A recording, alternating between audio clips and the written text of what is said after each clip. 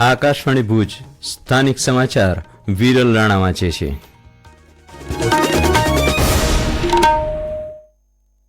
નમસ્કાર.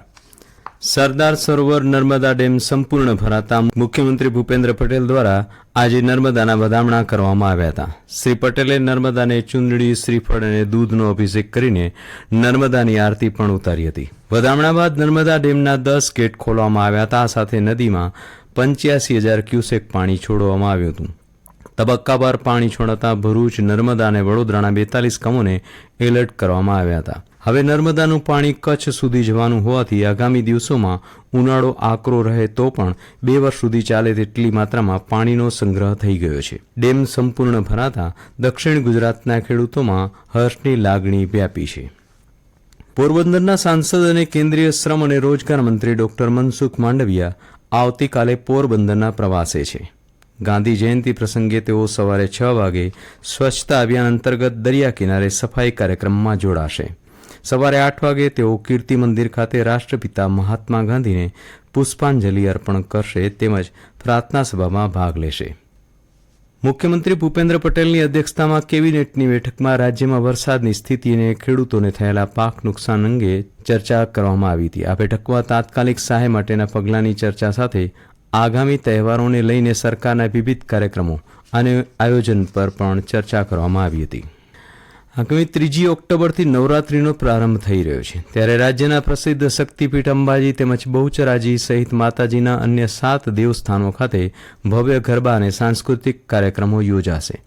સાંસ્કૃતિક મંત્રી મુળુભાઈ બેરાના નેતૃત્વમાં યુવક સેવા અને સાંસ્કૃતિક પ્રવૃત્તિ વિભાગ દ્વારા અંબાજી ખાતે 3 થી 11 ઓક્ટોબર, જ્યારે મહેસાણાના બહુચરાજી શક્તિપીઠ ખાતે 3 થી 12 ઓક્ટોબર દરમિયાન નવરાત્રીનું ભવ્ય આયોજન કરાશે. આ ઉપરાંત નવરાત્રીના 9 દિવસોમાં માતાજીના અન્ય 7 દેવસ્થાન ખાતે પણ 1 દિવસીય સાંસ્કૃતિક કાર્યક્રમો યોજાશે. આ તમામ કાર્યક્રમોમાં રાજ્યના ખ્યાતનામ કલાકારો પરફોર્મ કરશે. દરમિયાન કચ્છના યાત્રાધામ માતાના મઢ ખાતે આશાપુરા માતાજીના મંદિરે આવતીકાલે ઘટસ્થાપનની ધાર્મિક વિધિ બાદ અશ્વિન નવરાત્રીનો પ્રારંભ થશે, જેને લઈને આગોતરી તૈયારીઓ શરૂ કરી દેવામાં આવી છે.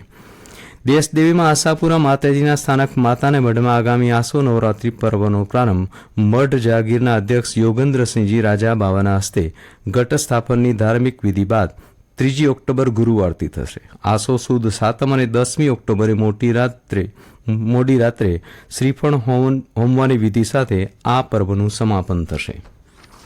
અમદાવાદ ડિવિઝનથી ચાલતી અને પસાર થતી 3 ટ્રેનો આંશિક પરિવર્તિત કરાયેલા રૂટ પર દોડશે. ઉત્તર રેલવેના ફિરોઝપુર ડિવિઝનના જલંધર કેન્ટ સ્ટેશન પર વિકાસ કામ માટે ટ્રાફિક અને ઓએચઈ બ્લોકને કારણે ગાંધીધામ શ્રી માતા વૈષ્ણોદેવી કટરા, જામનગર શ્રી માતા વૈષ્ણોદેવી કટરા અને હાપા શ્રી માતા વૈષ્ણોદેવી કટરા એક્સપ્રેસ ટ્રેનો આંશિક રીતે પરિવર્તિત કરવામાં આવશે. 5 ઓક્ટોબરની ગાંધીધામ શ્રી માતા વૈષ્ણોદેવી કટરા એક્સપ્રેસ પરિવર્તિત માર્ગ વાયા લુધિયાણા, ફિલોર, નકોદર, લોહિયા, કપૂરથલા, જલંધર સિટીના રસ્તે ચાલશે.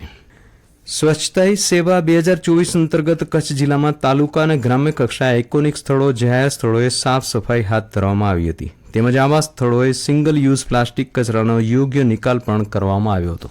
દરમિયાન સ્વચ્છતા હી સેવા અભિયાન અંતર્ગત જિલ્લામાં સ્વસહાય જૂથની બહેનો સાથે સખી ટોક શો યોજાયો. બહેનોને સ્વચ્છતા, ગોબરધન તેમજ વર્મી કમ્પોસ્ટ અને પશુ શેડની સ્વચ્છતા વિશે સમજૂતી આપવામાં આવી. હાલ ચાલી રહ્યા સ્વચ્છતા પખવાડિયા અંતર્ગત રાપર નગરપાલિકા કચેરી તથા નગરપાલિકા વિસ્તારના વિવિધ વિસ્તારોમાં રાજકોટ પ્રાદેશિક નગરપાલિકા નિયામકની કચેરીના કમિશનરે મુલાકાત લીધી હતી અને વિવિધ વિસ્તારોની મુલાકાત લઈ જરૂરી સૂચનાઓ આપી હતી. ઉપરાંત કચેરી ખાતે કર્મચારીઓને કઈ રીતે કામગીરી કરવી અને લોકોની સુખાકારી માટે વિવિધ યોજનાઓ અને સ્વચ્છતાની સુંદરતા અંગે માહિતી આપી હતી. પશ્ચિમ રેલવેના અમદાવાદ મંડળે સુરક્ષિત ટ્રેન સંચાલનમાં શ્રેષ્ઠ કામગીરી બદલ 4 કર્મચારીઓને સન્માનિત કર્યા હતા, જેમાં ગાંધીધામના રેલવે કર્મચારીઓનો સમાવેશ થાય છે.